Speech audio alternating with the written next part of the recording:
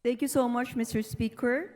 Ngayong araw na ito, ako po'y magdi-deliver ng isang speech ng aking pong tinaguriang Usap Tayo, Alampay ng Isang Ina. Mr. Speaker, distinguished colleagues, I rise before you on a matter of collective and personal privilege. If you were on the streets and were to ask the common Filipino, para kanino ka bumabangon? There is 100% chance that we would get the same response. Para sa pamilya ko. Indeed, we will move heaven and hell when it comes to our family.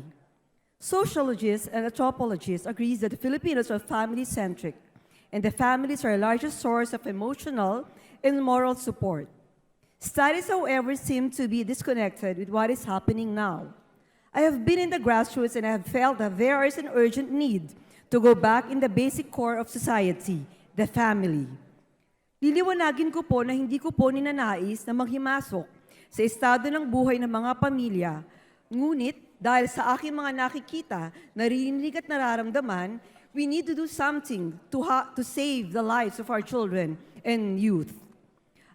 Adults revitalize the angst, problems, woes of our youth as maliit na bagay. Ito po ang sinasabi ng lahat, maliit na bagay.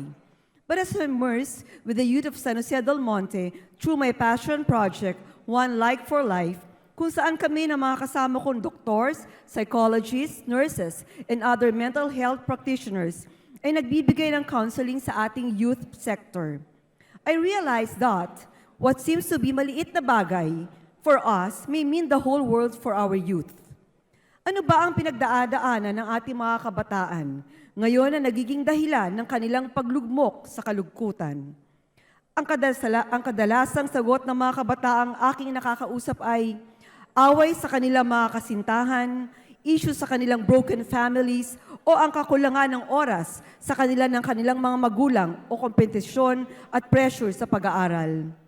Para sa iba, ito'y napakaliit para tuunan ng pansin ng ating pamahalaan. Ngunit atin saan ang pagkatandaan that all grown-ups were once children. Tayo po'y naging bata rin. Sabi nga sa librong The Little Prince, minsan din tayong dumaan sa pagkabata at dumaan sa mga hamon ng buhay na noon ay tila bang hindi natin malagpasan. May isang bata akong tinanong, bakit ka nalulungkot?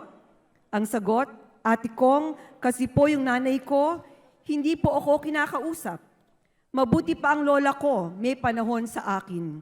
Ito ang kanyang tugon. Napapaisip ako bilang magulang, ano ba ang hinahanap ng aking anak? Marayang buhay, mga mamahaling gadgets at gamit ba? Sa simpleng pag-uusap na ito, aking nabatid na ang hanap ng ating mga anak ngayon ay ang genuine connection sa kanilang mga magulang. Anong epekto kapag nawawala ang koneksyon na ito ng ating anak at magulang?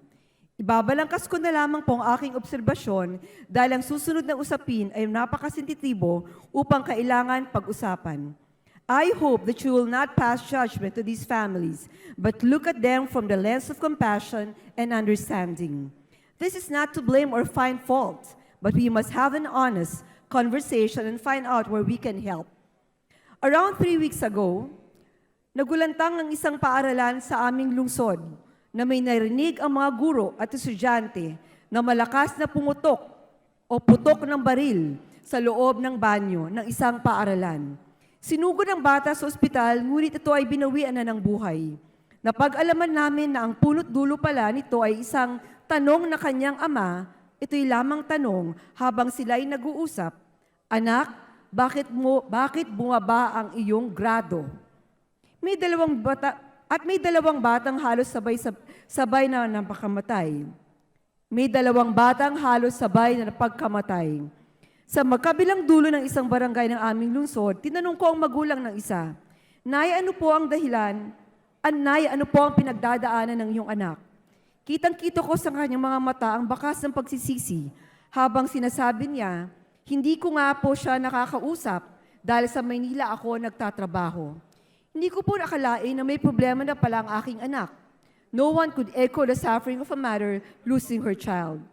On the other side of the barangay, there was another young person who hung himself on a tree and left a note, hindi ko na kayang mabuhay. Parehas po na ito ay lalaki. Ano ang dahilan? Dahil sa sobrang helpless ng bata? O O dahil wala siyang nakakausap sa gitna ng mga hamon niya sa buhay? Had we only talked to the child while he was still alive, then he could have known the anguish that drove him to end his life. On a more painful note, there are not only isolated cases. Depression, suicide, and mental health disorders have been plaguing the Filipino youth prior to the pandemic. An estimated 70% of 13 to 17 years old have attempted suicide at least once a year, according to the 2015 Global School-Based Student Health Survey Philippines. Ironically, the quarantine restriction at the start of the pandemic kept parents and their children in the confines of their home, but still many families failed to address issues of depression and suicide.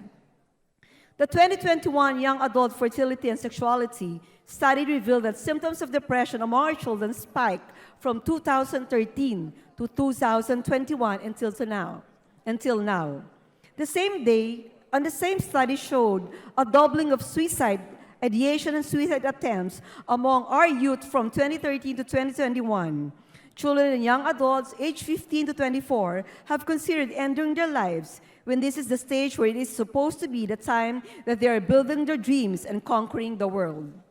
In 2023, a survey revealed that 574,000 or 3% of the Filipino youth attempted to end their life. It is alarming to know that in 2021, around 1.5 million Filipino youth of 7% or 7% committed suicide.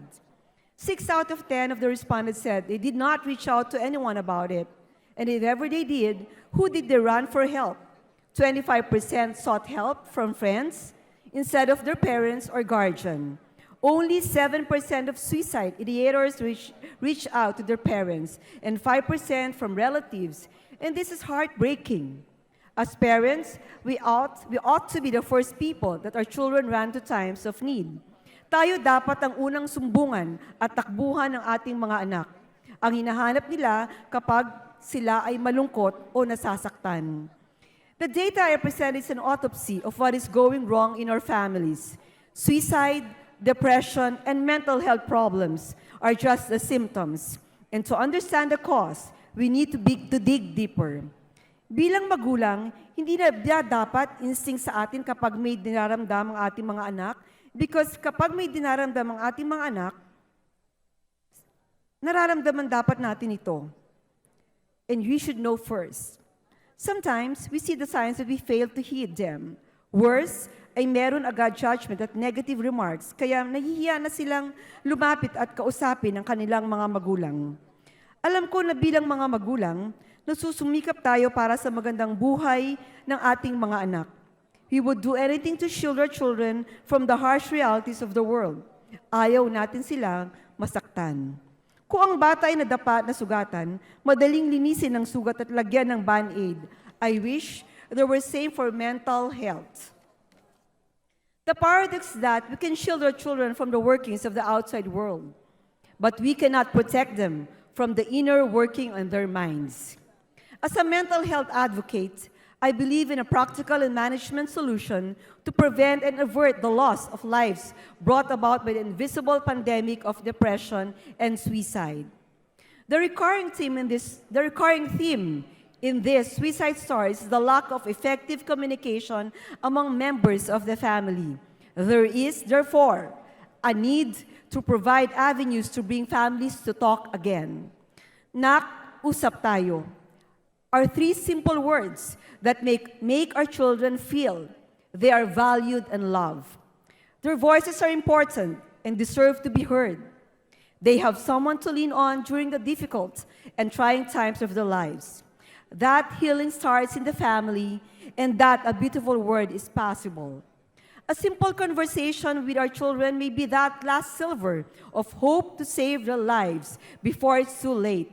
Hence, this representation calls for a measure declaring the month of February as the buwan ng nag-uusap na pamilya. There is no greater love than the unconditional love of a family. I urge our government agencies, especially the Department of Education, Department of Health, Department of Social Welfare and Development, and the Philippine Commission of Women and Children to spearhead programs and activities that will create mental health awareness among families with passion. Initiate dialogue between parents and children, capacitate both parents and their children to effectively express themselves and engage in healthy and affirmative conversation. I also urge families and communities to take initiatives supporting effective communication with families. I'm aware that there are many non-government and civic society groups that voluntarily provide services supporting the promotion and welfare of families. This representation would like to thank each and everyone who have listened to me today, especially our guests of honors from the province of Bulacan, and of course our district, the city of the lone district of San Jose del Monte, the rising city. Again, Mr. Speaker, maraming salamat po, and I hope I got the heart of everybody. Happy buwan ng isang pag-uusap ng pamilya.